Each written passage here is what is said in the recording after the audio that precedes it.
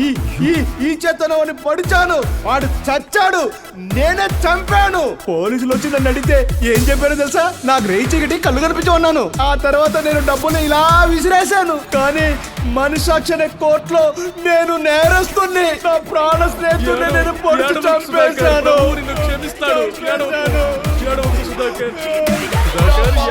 నా మాట విను. నేను నిన్ను క్షమించాను సుధాకర్, నేను నిన్ను క్షమించాను.